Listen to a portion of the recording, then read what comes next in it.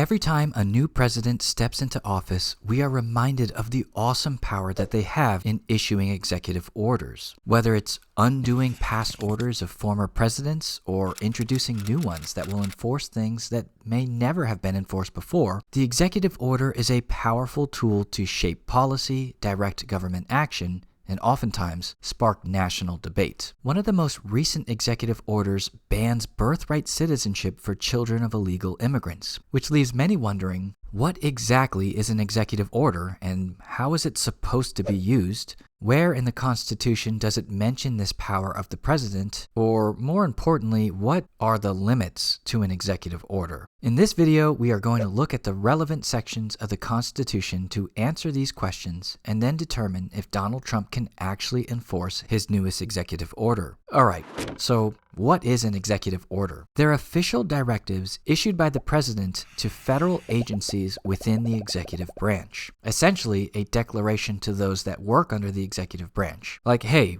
we're doing this now. And while executive orders carry the force of a law, they are not actual laws. I understand this is confusing. Remember, Congress is the branch of government that writes laws. We don't need more branches to do this job. The president is the chief executive of the United States, which means he is responsible for enforcing the laws in the nation. If states get carried away and decide they don't want to follow federal law, like when Arkansas Governor Orville Faubus openly defied federal law in 1957. When states were forced to integrate blacks and whites, he ordered the Arkansas National Guard to block 9 African American students from entering Little Rock Central High School. We know them now as the Little Rock Nine. The governor, being the chief executive of his state, had no one to challenge him on this on a state level. But the chief executive of the nation at that time, President Dwight D. Eisenhower, took decisive action, issuing Executive Order 10730, federalizing the Arkansas National Guard and sending 1,200 members of the U.S. Army's 101st Airborne Division to escort and protect the students as they attended school. In this example, the president is not creating a new law, but merely enforcing an existing one. And this is how they're supposed to work.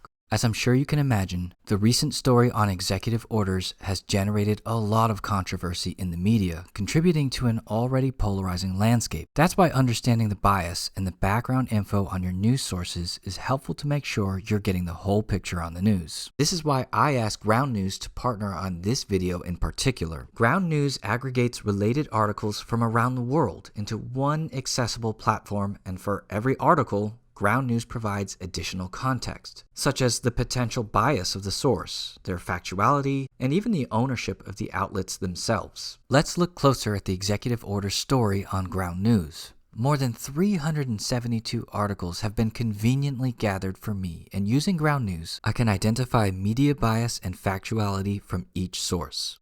I mean, just take a look at the differences between these headlines. The article on top from the right-leaning source discusses the case for ending birthright citizenship, while the left-leaning article suggests Donald Trump can rip up the Constitution to end the 14th Amendment, painting two completely different narratives. These differences in reporting affect the way we interpret a story and can change our worldview without us even noticing. Go to ground.news/CR or scan the QR code on screen right now. They're offering my subscribers 40% off the Vantage subscription, which gives you unlimited access to all the features we covered. By subscribing, you're not only supporting an independent news platform that's working to make media more transparent, you're also supporting my work. Alright, we were talking about how executive orders are supposed to work. Executive orders are used to manage operations of the federal government or address urgent issues. However, they must be based on existing laws or constitutional authority. Eisenhower didn't create a law that forced schools to integrate. He simply enforced the law that Congress made for schools to integrate. Another thing about executive orders is they're not permanent. As we've seen recently, executive orders can be reversed or nullified, commonly referred to as rescinding or revoking. For instance, President Donald Trump signed numerous executive orders aimed at reversing policies from the Biden administration. These actions included halting Biden-era executive orders and implementing new directives to reflect his administration's priorities. And this is perfectly fine. This practice is a standard aspect of the U.S. political system, allowing each administration to implement its policy agenda. Biden and Trump have very different concepts of how they want to run the country, and so should naturally have the ability to remove ones that don't mesh with their agenda. However, it's important to note that while presidents have the authority to rescind previous executive orders, such actions can be subject to legal challenges and judicial review. But we're getting ahead of ourselves here. Now that we know what an executive order is and how it should be used, we need to understand where in the Constitution does it mention this power. The Constitution is broken down into 7 articles, and Article 2 focuses specifically on the executive branch, which includes the requirements and powers of the president. But here's the catch. The power of executive orders isn't in the Constitution. Repeat for effect. The power of executive orders isn't in the Constitution. This is actually somewhat typical of the document, as it isn't very wordy or particular when addressing things. Powers that aren't listed in the Constitution usually derive from a more broad phrasing in the document that implies a branch of government may do things rather than specifically enumerating them. For your quick reference, the enumerated powers, or those listed in the document of the president, are serving as commander-in-chief of the armed forces, negotiating treaties with Senate approval, appointing federal judges, granting pardons and reprieves, delivering the State of the Union address. Now, the implied powers, or the ones that aren't actually listed in the Constitution, are creating a cabinet of advisors, executive agreements, using military force without a declaration of war, and emergency powers. None of these powers, including the executive order, are actually in the document. So now it's time to examine what part of the Constitution implies the president can do this. There's actually 3 sections that we're going to look at. The Take Care Clause, found in Article 2, Section 3, is the most commonly referenced part of the Constitution supporting executive orders. It states that the president shall take care that the laws be faithfully executed. So this portion of Section 3 gives the president broad authority to direct federal agencies and officials on how to implement and enforce laws passed by Congress. The understanding here being that if something is not being taken care of in terms of laws being followed, then it is within the right of a president to do so, using a directive like an executive order to begin enforcing something that wasn't enforced the way it should be. Hey, this power is implied, meaning there is a lot of room for interpretation. You might not view this portion of the Constitution as giving the president this awesome power, but that's the general interpretation. The second part of the Constitution that implies the use of an executive order is the Executive Power Clause, found in Article 2, Section 1. It states, "The executive power shall be vested in a President of the United States of America." These are actually the first words written in Article 2, and they are extremely vague because it does not define or specify the extent and nature of the executive power it grants. Unlike other parts of the Constitution, which outline specific responsibilities and powers, like Section 3 giving the president the power to commission officers of the U.S., or also in Section 3, the power to receive ambassadors and ministers as they visit the USA. Section 1 is extremely open-ended and has led to varying interpretations over time. This clause is interpreted to grant the president authority over the entire executive branch. And finally, the third part of Article 2 that implies the president may use executive orders is the Commander-in-Chief Clause, found in Article 2, Section 2. The Constitution designates the president as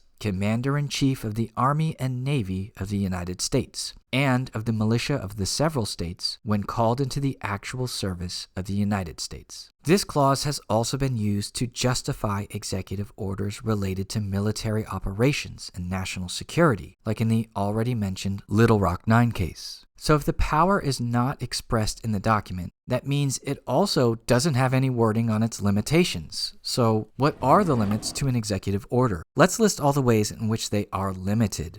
First, executive orders must derive authority from the Constitution itself or existing federal laws. If a president overreaches this limitation, like in 1952 when President Harry Truman's executive order to seize steel mills during the Korean War, the Supreme Court ruled that he had exceeded his constitutional authority, that he couldn't justify this as his power of commander-in-chief, as his enforcing any congressional laws, or that this was not part of his executive power as written in the Constitution. He was just trying to take steel mills. and the order was struck down by the court. Another limitation is an executive order also cannot contradict existing laws passed by Congress. They can only clarify, enforce, or guide the implementation of those laws. Also, executive orders can be nullified by Congress if they create legislation that specifically makes the actions of an order unlawful. This is, of course, challenging, as in order to pass the law, the president must sign it. And in this instance, he would probably veto the bill, forcing Congress to override the veto with a 2/3 majority vote in both chambers. Tough, but not impossible. They're also limited to the executive branch themselves. What this means is executive orders can only direct the actions of federal agencies and employees within the executive branch. They cannot directly impose obligations on private citizens or state governments without statutory authority, this being the directives themselves, not the enforcement of laws. Now, I can see this in your eyes.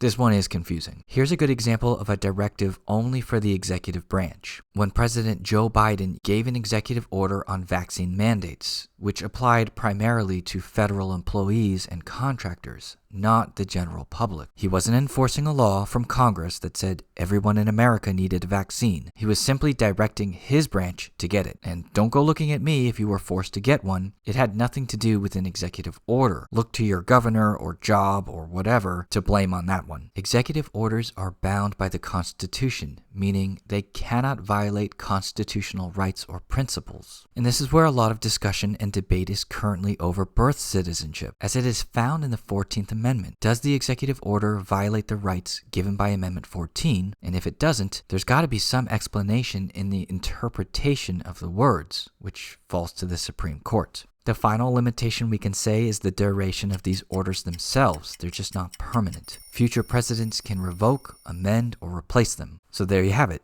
In the end, executive orders are a critical part of the president's toolkit, a way to respond quickly to pressing issues and ensure the government runs smoothly.